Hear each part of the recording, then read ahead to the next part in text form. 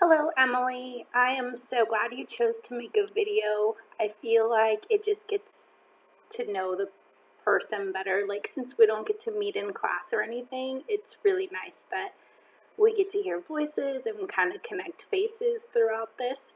So, thanks for that. I struggled reading Birchbark House, but in the end, it was a great book. It made me all emotional and crazy. I think that your idea of the book shining a light into the Native American culture is very accurate. Like, it does give a nice perspective on things, and if it does spark the want to dig deeper, that is a really great thing. And I feel like this might do that for some kids. Me, not so much, but maybe some kids would like to. I like the way you pointed out the breakup of the book was maybe like the changes in the seasons and stuff.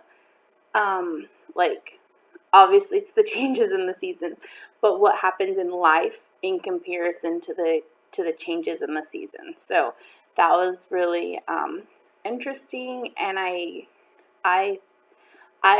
thought kind of along the same lines, but I was thinking more of just that's kind of when they start working and they start planting and they do that over and over again, but it's just like you have to start somewhere. It's a continuous cycle, like you said. So I definitely agree with that. I like that you looked up Angeline's name and made that connection, because I did not. I just figured that since Omachias was kind of adopted or fostered or whatever, I guess adopted, that maybe Angeline was too. And so I may have been wrong about that now that I hear your post. Little baby Niwu, I feel like we were kind of on the same lines with that. Like, they couldn't think of his name because he wasn't going to make it, and maybe they knew that it would be harder for them after having a name for him, which it maybe was, like, thinking about it right this second, is Omachias really struggled, and she had named him like Chickadee or whatever, and the rest of the family didn't. They still called him like a number. So even though it hit everybody hard, I feel like she held on to it the longest. Not that you can ever get over that, but there's a point where you kind of deal with it.